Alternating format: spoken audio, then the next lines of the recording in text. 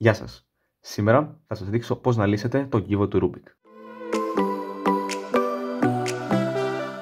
Θα προσπαθήσω να είμαι όσο πιο απλός και κατανοητός γίνεται, διότι θέλω αυτό το βίντεο να απευθύνεται σε άτομα που έρχονται για πρώτη φορά σε επαφή με τον κύβο, δεν γνωρίζουν τίποτα για το cubing και θέλουν και αυτοί να αρχίσουν να ασχολούνται. Αρχικά λοιπόν, καλώς ήρθατε στον κόσμο του cubing. Βάλτε τις ζώνες σας γιατί έχουμε ένα μακρύ ταξίδι. Το σημερινό, το πρώτο επεισόδιο, ας πούμε, όλης αυτής της περιπέτειας, ελπίζω να είναι εύκολο και διασκεδαστικό. Δεν θα ασχοληθώ με θεωρία σήμερα. Θα σας πω στην αρχή μόνο κάποια πολύ βασικά πραγματάκια όσο αφορά τα κομμάτια του κύβου. Έπειτα θα σας δείξω τον πρώτο αλγόριθμο που θα μάθουμε, έναν πολύ απλό 4 μόνο κινήσεων, ο οποίος θα μας κυνηγάει για πάντα σε όλη μας την πορεία στο cubing, και στη συνέχεια θα περάσω στην επίλυση του κύβου. Αρχικά, να δούμε ότι ο κύβος μας αποτελείται από 6 πλευρές, άρα και 6 διαφορετικά χρώματα. Τα κομμάτια χωρίζονται σε 3 είδη. Το πρώτο είδος κομματιού είναι το κέντρο. Έχουμε 6 κέντρα στο κύβο. Το κέντρο αποτελείται από ένα μόνο χρώμα και δηλώνει ποιο χρώμα θα είναι σε αυτή την πλευρά. Δηλαδή, εδώ έχουμε το πράσινο κέντρο, άρα γνωρίζουμε ότι εδώ πέρα θα υπάρξει η πράσινη πλευρά. Εδώ έχουμε το κόκκινο κέντρο, άρα την κόκκινη πλευρά. Εδώ το κίτρινο κέντρο, άρα την κίτρινη πλευρά και ούτω καθεξής. Το δεύτερο είδος κομματιού είναι η ακμή. Είναι αυτό το ενδιάμεσο κομμάτι και αποτελείται από 2 χρώματα. Στον κύβο μας έχουμε 12 ακμές. Και τέλος έχουμε τις γωνίες. Αποτελούνται από 3 διαφορετικά χρώματα και στον κύβο μας έχουμε 8. Μόνο αυτά ήθελα να σας πω για αρχή. Πάμε τώρα να δούμε τον μικρό αυτό αλγόριθμο, τον οποίο θα χρειαστούμε πάρα πολύ σήμερα, αλλά όπως είπα και προηγουμένως, καθ' όλη την πορεία μας στο cubing. Αυτός γίνεται και από δεξιά και από αριστερά. Θα σας το δείξω και από τις 2 πλευρές, διότι θα μας χρειαστεί και από τις 2 πλευρές. Από τα δεξιά λοιπόν έχει ως εξής. Κάνουμε την δεξιά πλευρά προς τα πάνω, μετά την επάνω πλευρά προς τα αριστερά και τώρα κάνουμε αντίθετα τις 2 αυτές κινήσεις. Δηλαδή τη δεξιά πλευρά προς τα κάτω και την επάνω πλευρά προς τα δεξιά. Αυτό ήταν όλο. Από τα αριστερά κάνουμε ακριβώς τα αντίθετα. Δηλαδή την αριστερή πλευρά προς τα πάνω, την επάνω πλευρά προς τα δεξιά, την αριστερή πλευρά κάτω και την επάνω πλευρά προς τα αριστερά.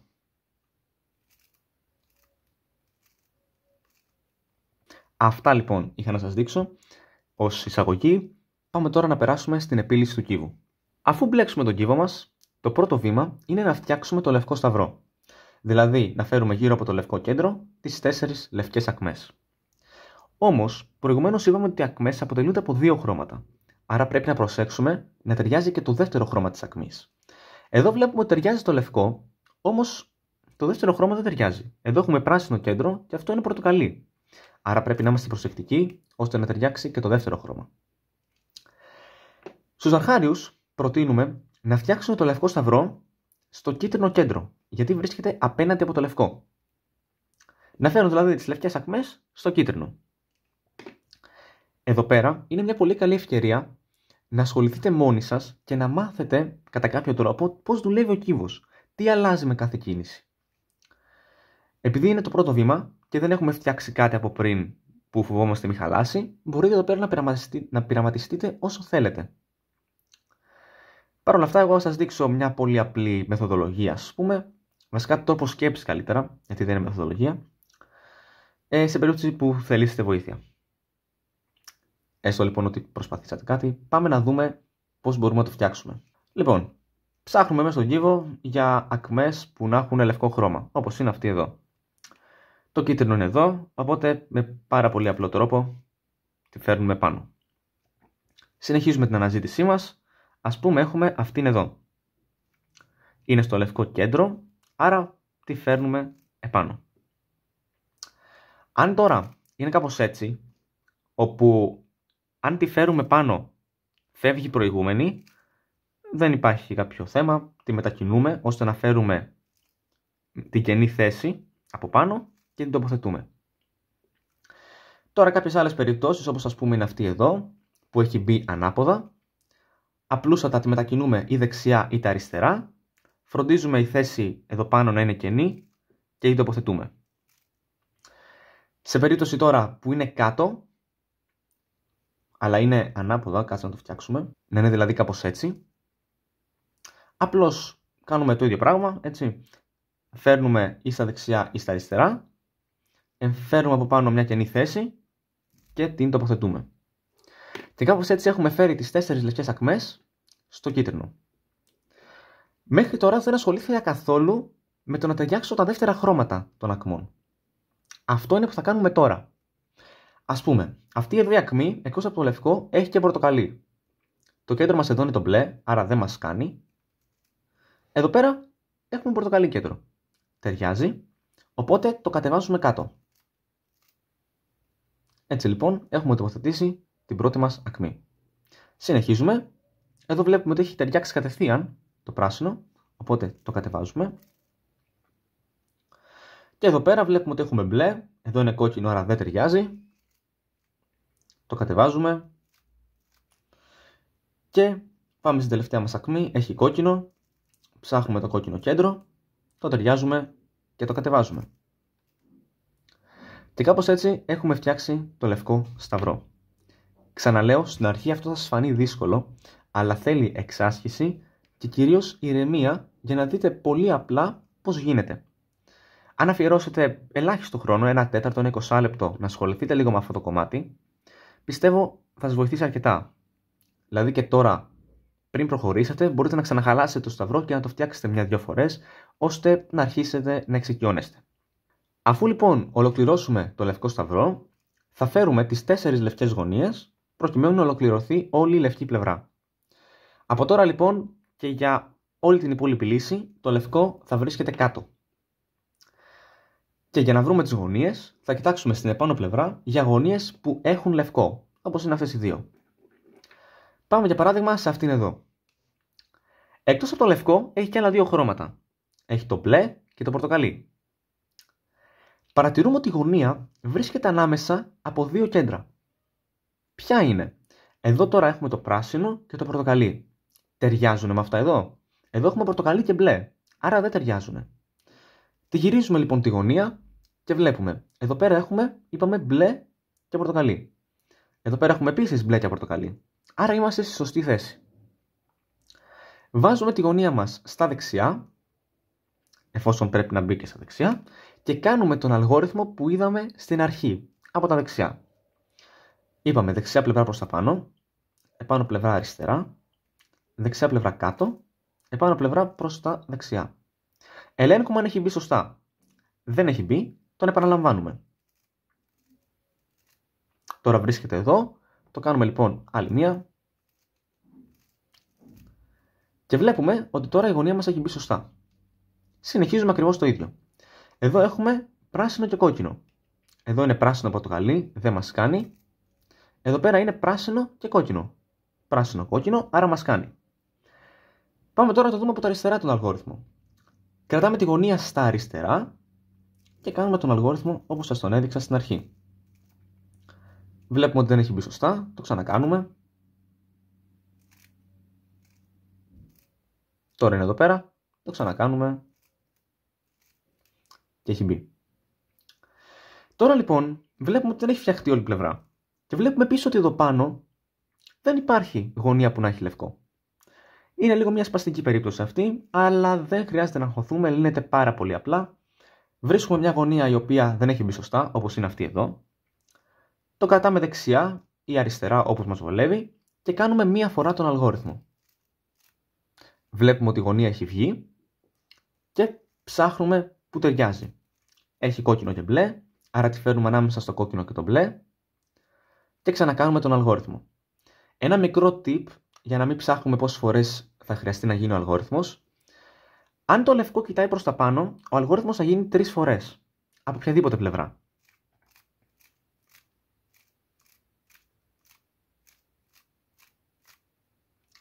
Η γωνία μας έχει μπει. Η τελευταία, βλέπουμε ότι έχει πράσινο και πορτοκαλί, έτσι, ανάμεσα στο πράσινο και το πορτοκαλί. Αν αντί για πάνω ήταν κάπως έτσι, κοιτούσε δηλαδή, αν την κρατάμε στα δεξιά, κοιτούσε προς τα δεξιά, το λευκό, θα χρειαστεί να γίνει μία φορά ο αλγόριθμος. Αν τώρα την κρατούσαμε πάλι στα δεξιά, αλλά το λευκό κοιτούσε σε εμάς, θα χρειαζόταν 5 φορές από τα δεξιά. Αλλά επειδή είναι κουραστικό, μπορεί να γίνει μία φορά από τα αριστερά. Ίσως λεπτομέρειες, ίσως κάτι που μπορεί να σας φανεί χρήσιμο για να γλιτώσετε χρόνο, όπως θέλετε εσείς. Πάντως, η λευκή μας πλευρά έχει ολοκληρωθεί. Το επόμενο βήμα είναι να φέρουμε αυτές τις 4 ακμές προκειμένου να ολοκληρωθεί η δεύτερη σειρά, ας το πούμε, του κύβου. Ξανά λοιπόν ψάχνουμε στην επάνω πλευρά για ακμές που δεν έχουν κίτρινο. Ας πούμε αυτή εδώ, την έχουμε και μπροστά μας. Πορτοκαλί, πράσινο. Κοιτάμε αρχικά μόνο το μπροστινό χρώμα. Στην προκειμένη περίπτωση είναι το πορτοκαλί. Πάμε λοιπόν και το ταιριάζουμε. Και βλέπουμε το δεύτερο χρώμα. Πράσινο. Το πράσινο είναι αριστερά ή δεξιά. Το πράσινο είναι αριστερά. Άρα λοιπόν τι θα κάνουμε εδώ. Θα απομακρύνουμε την ακμή. Θα την πάμε δηλαδή απέναντι από το πράσινο. Θα κάνουμε μία φορά τον αλγόριθμο από τα αριστερά. Θα γυρίσουμε τον κύβο και θα τον κάνουμε μία φορά από τα αριστερά. Από τα δεξιά, συγγνώμη. Και βλέπουμε ότι η ακμή έχει μπει. Και η λευκή πλευρά παραμένει όπως ήταν. Συνεχίζουμε λοιπόν, η επόμενη ακμή, πράσινο-κόκκινο. Ταιριάζουμε το μπροστινό χρώμα. Το κόκκινο βλέπουμε ότι είναι αριστερά, άρα ξανακάνουμε ακριβώς το ίδιο.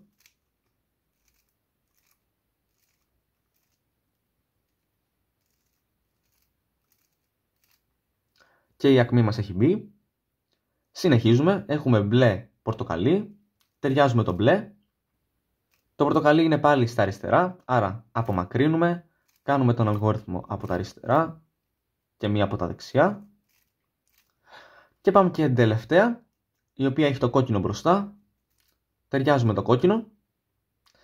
Εδώ είναι τώρα πάλι από τα αριστερά, αλλά επειδή το έχουμε δείξει συνέχεια από τα αριστερά, πάω να το φτιάξω να το δείξω από τα δεξιά πώς είναι. Κάπως έτσι λοιπόν βλέπουμε ότι το κόκκινο βρίσκεται δεξιά. Αυτό που θα κάνουμε είναι ακριβώς βασικά το αντίθετο από το προηγούμενο. Δηλαδή την πιένουμε απέναντι, κάνουμε τον αλγόριθμο από τα δεξιά στην αρχή και από τα αριστερά μετά. Και βλέπουμε πως έχουν μπει και οι 4 ακμές και έχει ολοκληρωθεί η δεύτερη σειρά μας. Αν τώρα έχουμε κάτι τέτοιο, όπου η ακμή έχει μπει ανάποδα, δεν υπάρχει κανένα πρόβλημα. Κάνουμε τον αλγόριθμο από όποια πλευρά θέλουμε εμείς, προκειμένου να βγει η ακμή, και μετά τη βάζουμε σωστά. Εδώ είπαμε είναι δεξιά, άρα πηγαίνουμε αριστερά την ακμή, αλγόριθμος από τα δεξιά και αλγόριθμος από τα αριστερά. Μια άλλη περίπτωση είναι πάλι να μην βρίσκουμε τίποτα εδώ πάνω και να έχουν μπει αντίθετα αυτές οι δύο. Ξανακάνουμε το ίδιο ακριβώς, βγάζουμε μία από τις δύο και τη βάζουμε στη σωστή της θέση. Μετά έχει βγει η δεύτερη και τη βάζουμε επίσης στη σωστή της θέση.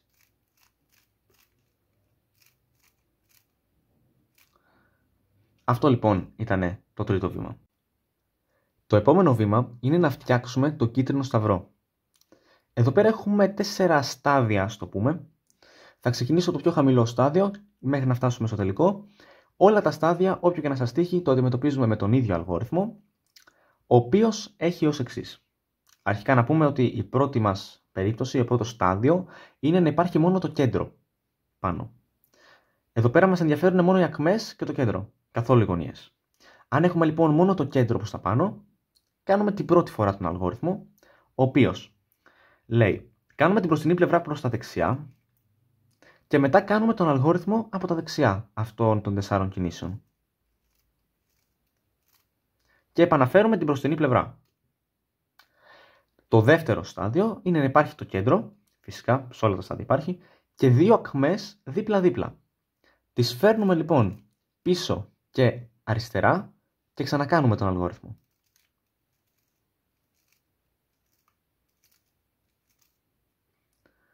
Το τρίτο είναι να έχουμε 2 ακμές οι οποίες είναι απέναντι.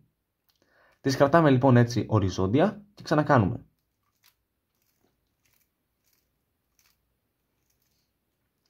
Και το τέταρτο στάδιο είναι να σας τύχει ολοκληρωμένος ο κίτρινος σταυρός και να το προσπεράσετε. Το επόμενο που θα κάνουμε είναι να ταιριάξουμε και τα δεύτερα χρώματα των ακμών. Αυτή εδώ ταιριάζει, αλλά αυτή εδώ δεν ταιριάζει. Εδώ έχουμε 3 στάδια, με το τρίτο να είναι έτοιμος. Το πρώτο στάδιο είναι να έχουμε 2 ακμές που ταιριάζουν και να είναι απέναντι. Εδώ έχουμε την πορτοκαλί και την κόκκινη. Και αυτές εδώ επίσης αν τις γυρίσουμε. Κρατάμε το κύβο από όποια πλευρά θέλουμε εμείς, δεν μας πειράζει καθόλου, και κάνουμε τον αλγόριθμο. Αυτός είναι ένας καινούριος αλγόριθμος, αλλά πάρα πολύ εύκολος. Ξεκινάμε με τις 3 κινήσεις του αλγόριθμου από τα δεξιά. Στη συνέχεια, αντί να κάνουμε προς τα δεξιά την επάνω πλευρά, την ξανακάνουμε προς τα αριστερά. Φέρνουμε την δεξιά πλευρά πάνω, την επάνω πλευρά τη γυρίζουμε 2 φορές και κατεβάζουμε την δεξιά. Τώρα θα έχουμε 2 ακμές που ταιριάζουν και θα είναι δίπλα-δίπλα. Τις κρατάμε λοιπόν πίσω και δεξιά και ξανακάνουμε για τελευταία φορά τον αλγόριθμο. Είπαμε τις 3 πρώτες κινήσεις, μετά ξανά από εκεί, επάνω τη δεξιά πλευρά, 2 φορές την επάνω και κατεβάζουμε. Και βλέπουμε ότι έχουν ταιριάξει πράγματι και οι 4 κίτρινες ακμές. Το επόμενο βήμα είναι να φέρουμε τις κίτρινες γωνίες στη σωστή τους θέση. Τι εννοώ με αυτό? Θα δει κάποιος αυτή τη γωνία και θα πει «Α, το κίτρινο ταιριάζει, είναι προς τα πάνω, άρα είμαστε μια χαρά». Όχι. Η γωνία, είπαμε, αποτελείται από 3 χρώματα. Άρα πρέπει να ελέγξουμε και τα 3 να είναι σωστά, προκειμένου να πούμε ότι βρίσκεται στη σωστή της θέση. Αυτή εδώ έχει μόνο το ένα σωστό. Έχει δεύτερο σωστό, όμως το τρίτο χρώμα δεν ταιριάζει. Πάμε στην επόμενη. Κίτρινο μπλε κόκκινο, κίτρινο μπλε πορτοκαλί. Δεν μας κάνει. Παρακάτω. Κίτρινο πράσινο κόκκινο, κίτρινο πράσινο πορτοκαλί. Τελευταία μας ελπίδα. Κίτρινο πράσινο πορτοκαλί, κίτρινο πράσινο κόκκινο. Δεν ταιριάζει καμία γωνία σε συγκεκριμένη περίπτωση. Κανένα πρόβλημα. Θα κάνουμε ένα καινούριο αλγόριθμο, δυστυχώς, αλλά αρκετά εύκολο. Και εφόσον δεν ταιριάζει καμία γωνία, το κάνουμε από όποια πλευρά θέλουμε εμείς. Ο αλγόριθμος έχει ως εξής, θα το θυμάστε σαν παιχνιδάκι. Δεξιά πλευρά πάνω, επάνω πλευρά δεξιά. Αριστερή πλευρά πάνω, επάνω πλευρά αριστερά. Δεξιά πλευρά κάτω, επάνω πλευρά δεξιά. Αριστερή πλευρά κάτω, επάνω πλευρά αριστερά. Τώρα θα δούμε ότι υπάρχει μια γωνία στη σωστή της θέση, η οποία είναι αυτή εδώ. Κίτρινο πράσινο πορτοκαλί, κίτρινο πράσινο πορτοκαλί. Πιθανότητα σε εσάς να έρθετε κατευθείαν εδώ. Αν είσαστε κατευθείαν εδώ, βάζετε τη γωνία αριστερά και ξανακάνετε τον αλγόριθμο.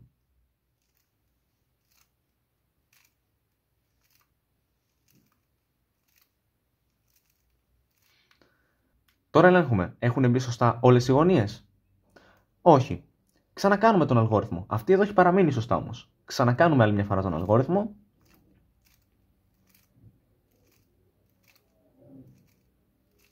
Και βλέπουμε τώρα πως έχουν μπει σωστά όλες οι γωνίες. Περνάμε λοιπόν στο τελευταίο βήμα, το οποίο από ό,τι καταλαβαίνετε είναι να γυρίσουμε σωστά τις γωνίες. Εδώ τώρα θα έχετε είτε 2 γωνίες, είτε 3, είτε 4, είτε αν είστε πολύ τυχεροί, καμία και έχει λυθεί κατευθείαν ο κύβος. Εδώ λοιπόν για πρώτη και για τελευταία φορά με στη λύση γυρνάμε τον κύβο μας ανάποδα. Και φέρνουμε κάτω δεξιά τη γωνία που θέλουμε να λύσουμε. Ας πούμε αυτή εδώ. Και κάνουμε τον αλγόριθμο από τα δεξιά 2 φορές.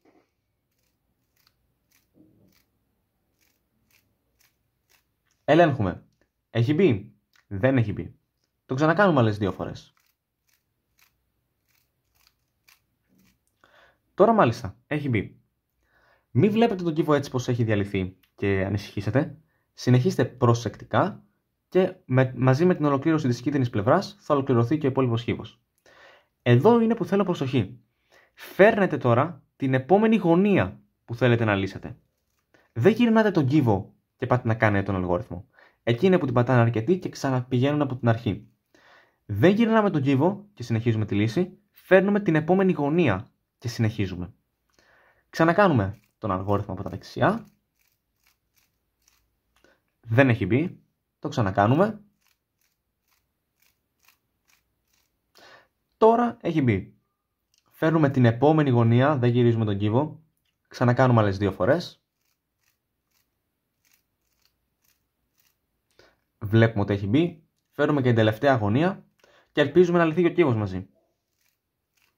1 και άλλη 1, 2. Γυρίζουμε και την τελευταία πλευρά και ο κύβος μας έχει λυθεί. Φυσικά, αν δεν σας βολεύει με το δεξί χέρι, μπορείτε αυτό το βήμα να το κάνετε και από τα αριστερά, βάζοντας κάτω αριστερά τη γωνία που θέλετε να λύσετε και ξεκινάτε να κάνετε τον αλγόριθμο 2 φορές από τα αριστερά.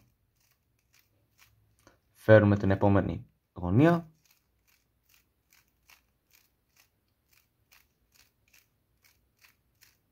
Και ο κύβος μας λύνεται κανονικά, έτσι δεν υπάρχει κανένα απολύτως πρόβλημα.